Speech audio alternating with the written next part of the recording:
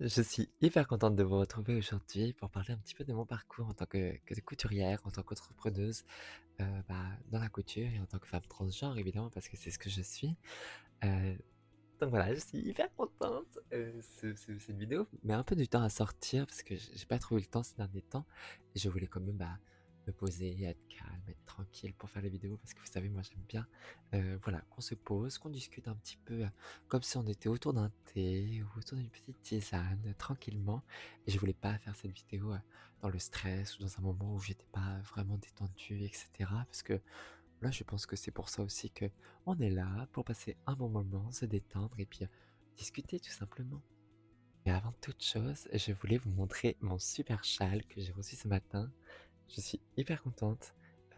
Je l'ai acheté chez Desigual et je l'ai reçu, oui voilà, je passe un câble, j'achète mes vêtements chez Desigual, telle une une petite grand-mère que je suis. Heu, mais j'aime bien, je suis très satisfaite, je le trouve très beau. Il est très, très, très agréable à porter donc bon bref, rentrons dans le vif du sujet. Si tu es là, c'est soit que, tu veux, te lancer dans la couture, soit que tu me connais déjà, et que, tu as envie de connaître un peu plus mon parcours, soit, que simplement tu t'es perdu sur YouTube donc bienvenue parmi nous, bienvenue chez toi, bienvenue chez moi. Ici nous parlons de transidentité, de couture, parce que je suis, transgenre, que j'ai lancé mon entreprise de maillots de bain et de lingerie pour les personnes transgenres, dont je suis assez fière et heu et évidemment je fais, toutes les pièces moi-même à la main, donc je suis artisane.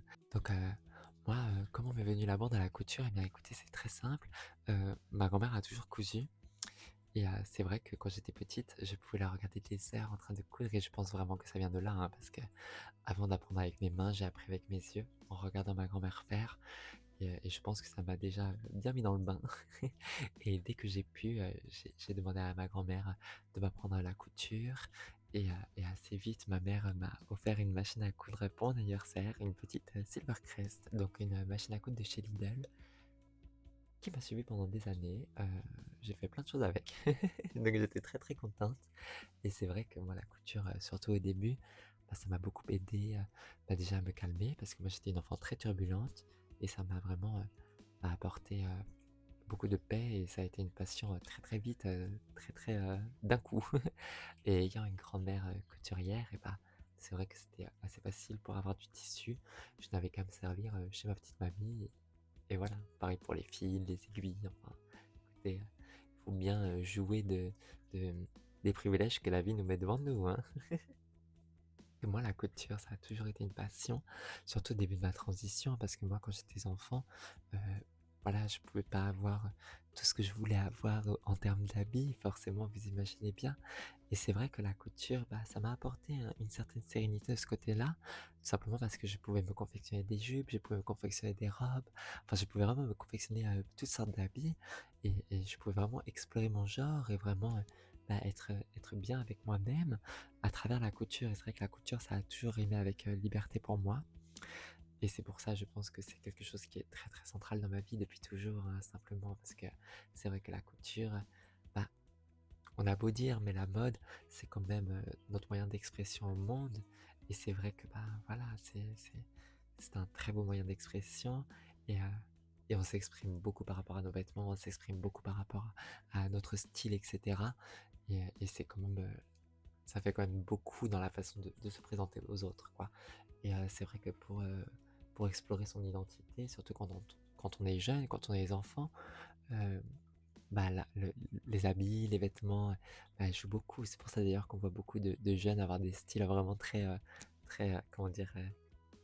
Très loufoques parfois, tout simplement parce que, voilà, on se cherche et c'est vrai que moi la couture ça m'a permis de me chercher, facilement, bah, pour avoir des vêtements, très féminins ou quoi que ce soit, que je pouvais pas forcément avoir. Surtout que, la couture en plus d'être la liberté, c'est quand même très économique, surtout quand on n'a pas à payer, le tissu vu que mamie est couturière. Enfin bon, bref. Moi, donc moi mon chemin a un petit peu continué comme ça, une fois arrivé à la fin du collège, j'ai dû choisir une orientation et je savais pas trop quoi faire. Moi, j'étais très, très, très cancre, hein, à l'école. J'étais pas une bonne élève du tout et je me suis dit: «Bon, je sais pas quoi faire». Je me suis dit: «Écoute, j'ai des facilités en couture, je connais un peu, autant aller vers la facilité». Donc c'est à la base, c'est par facilité que je me suis dirigé vers la couture.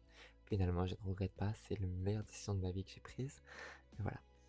Donc je me suis dirigé vers un bac, professionnel, de maroquinerie. Donc j'ai appris le travail du cuir, j'ai appris, à faire des sacs et cetera. J'ai beaucoup appris, ça c'est une formation que je recommande.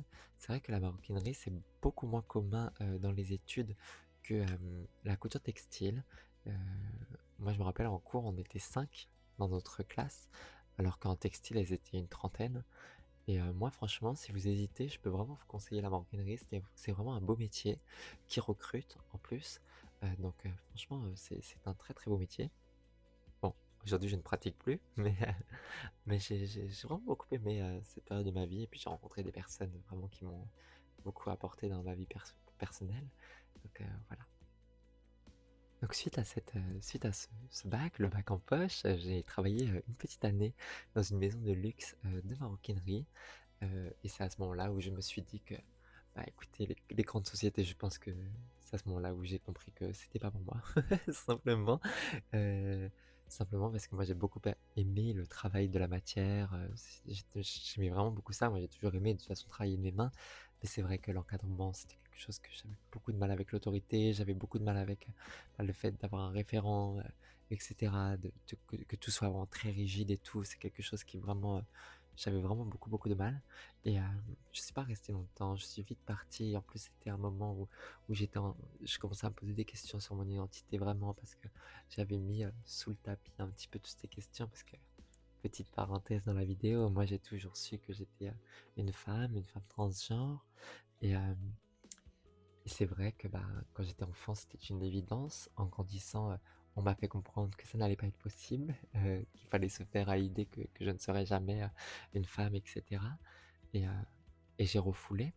J'ai tout fait pour, ne pas l'être, et en fait, le moment où je travaillais justement dans cette entreprise, c'est le moment où j'ai commencé à me rendre compte que en fait, je ne pourrais pas aller contre ma nature et que j'avais beau faire, tous les efforts que je voulais, bah, le naturel revenait au galop, si vous voulez et que de toute façon, j'avais beau lutter, je pourrais jamais être un garçon et je pourrais jamais, bah, me comporter naturellement comme tel quoi et être heureuse comme telle. Donc c'est vrai que c'était un moment très, très difficile dans ma vie et et du coup, je suis parti. J'ai préféré prendre du temps pour moi, loin, du travail et cetera. J'étais un peu à droite à gauche pendant cette période. C'était une période un petit peu, d'errance, mais une période importante malgré tout.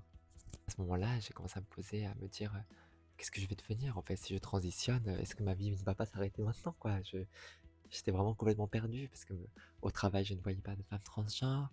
À l'école, je n'avais jamais vu de femmes transgenres. Enfin, vous voyez, c'était, vraiment très compliqué. À la télé, on ne voit pas de femmes transgenres. Enfin, c'était vraiment, très, très compliqué et et je me suis dit: «Mais qu'est-ce que je vais devenir? Au niveau du travail, qu'est-ce que je vais faire? Qu'est-ce que je vais pas faire?» Enfin, c'était vraiment très, très compliqué. Mais au final, je me suis rendu compte que de toute façon, je n'avais pas le choix. Que c'était, ça ou j'allais devenir vraiment, cinglé, quoi. Donc je me suis dit: «Écoute, allons-y et nous verrons bien». Donc j'ai commencé ma transition. J'ai commencé les hormones, j'ai commencé ma transition, j'ai commencé tout ce parcours, qui, ma foi, a été, très compliqué au début, mais c'est un autre sujet et et heu et voilà, j'ai été soutenu, grâce à Dieu, par mes amis et donc je suis très fier de ça et là, à ce moment-là, je me suis dit: «Je peux pas rester quand même sans rien faire indéfiniment». Donc j'ai décidé de reprendre mes études et j'ai enquillé sur un CAP, chapellerie. Donc j'ai appris à faire des chapeaux, aussi, loufoque que ça puisse paraître, mais c'était, trop bien. Voilà. J'ai fait un CAP chapellerie, au lycée La Source, dans le 94. Je vous recommande, si vous ne connaissez pas cette filière, je peux que vous recommander. Alors par contre, c'est une filière, post-bac, donc ça veut dire que, bah, voilà, c'est post-bac. Malheureusement, ils font pas après le collège, mais je peux que vous recommander. Nous, on n'était vraiment pas beaucoup en classe, mais franchement, c'était génial. J'ai beaucoup aimé, c'était vraiment génial. Heu le lieu est super beau, les profs étaient adorables. Enfin, vraiment, c'était vraiment un bon moment, c'était génial. Donc suite à ça, j'ai un petit peu travaillé, en atelier de plumasserie. Donc c'est tout ce qui va être travail de la plume, pour des cabarets. Alors j'ai beaucoup aimé, mais c'est vrai que même dans ces milieux-là, j'avais du mal à me sentir à ma place, j'avais du mal un petit peu à vraiment trouver ma voie et suite à ça, je me suis un petit peu arrêté parce que moi la plumasserie ça me plaisait, la couture me plaisait beaucoup, mais c'est vrai que Je sais pas, il manquait quelque chose, en fait, il manquait un sens, on va dire, à tout ça et je me suis arrêté. Suite à ça, je me suis arrêté, j'ai beaucoup réfléchi, je me suis posé, je me suis dit: «Bon, qu'est-ce que je fais? Qu'est-ce que je fais pas? Qu'est-ce que je vais devenir? C'est compliqué». Voilà, j'avais besoin, en fait, de me sentir utile aux gens. J'avais besoin vraiment de me sentir utile aux gens et j'ai beaucoup réfléchi à plein de choses. Il y a même un moment où je pense que si un jour j'arrête la couture, c'est quelque chose que je ferais. Je me posais des questions sur, partir dans le social et dans le médical, parce que ce sont des milieux qui m'intéressent beaucoup et n'étant pas très instruise, je voulais me diriger, vers, une formation, assez rapide parce que je me vois pas faire médecin ou quoi que ce soit, hein, on est d'accord?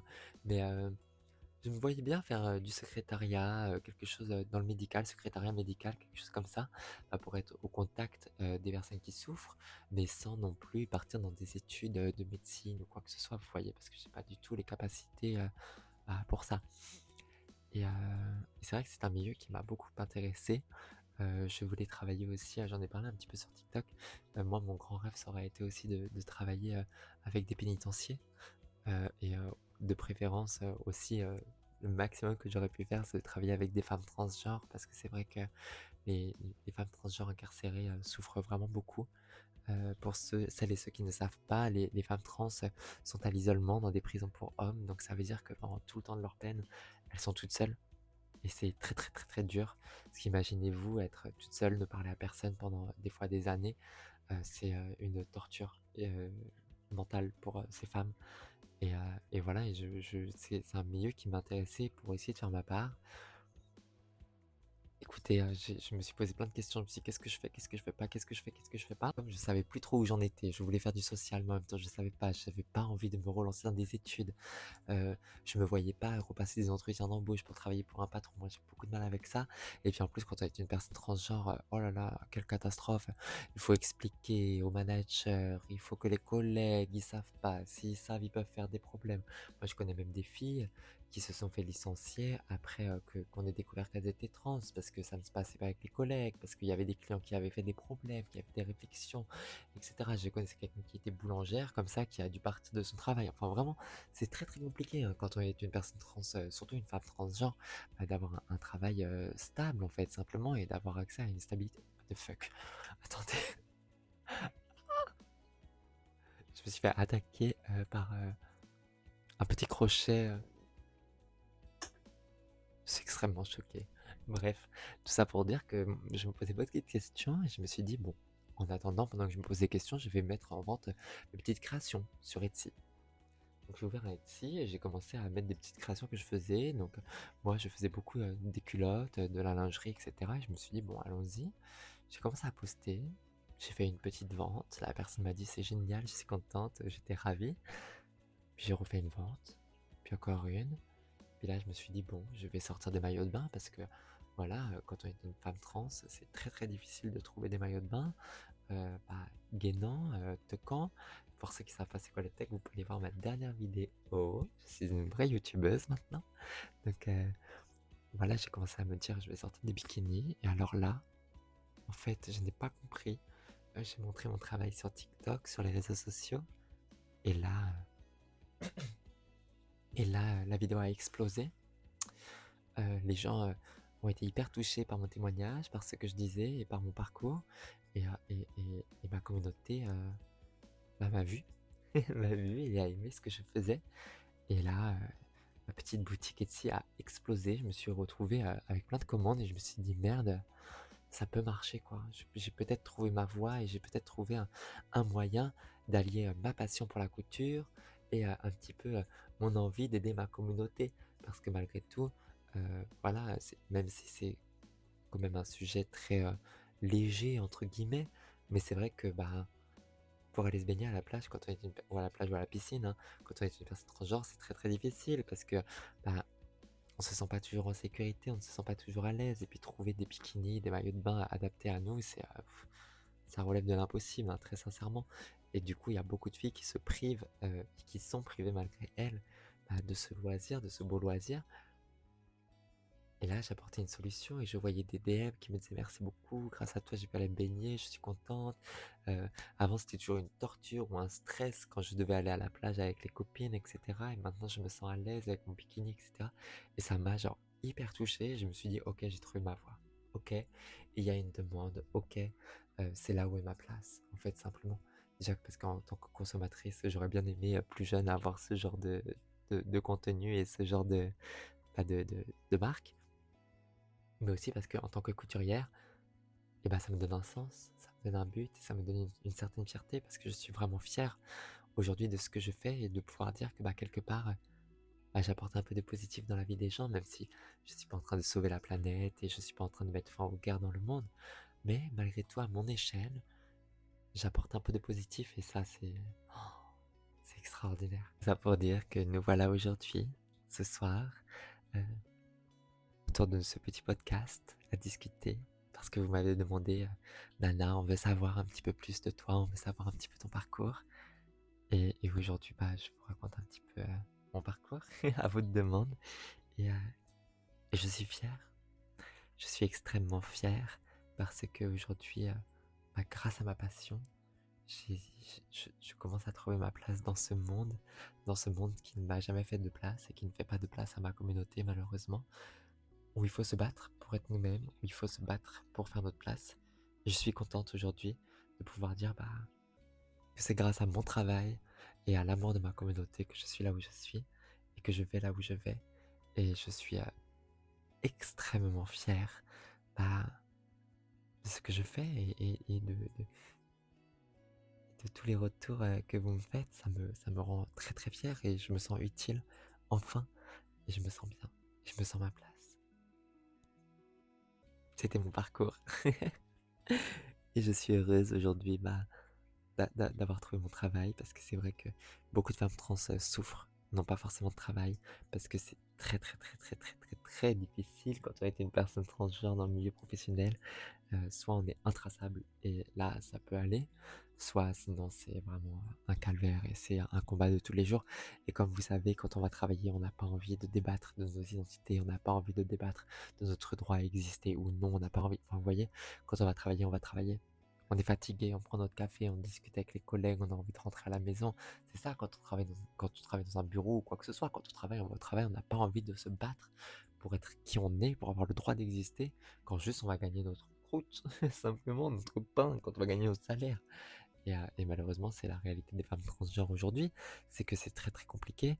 Et moi aujourd'hui, je suis heureuse bah, de, comment dire, de faire mon propre argent de façon éthique en plus, parce que je me sens éthique dans la façon dont je travaille. Et aussi, je me sens fier parce que bah, cet argent vient de ma communauté. Et, euh, et, et- et voilà, je suis fier de travailler pour ma communauté.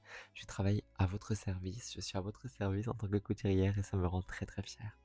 Enfin bon, je pense qu'on va conclure là-dessus.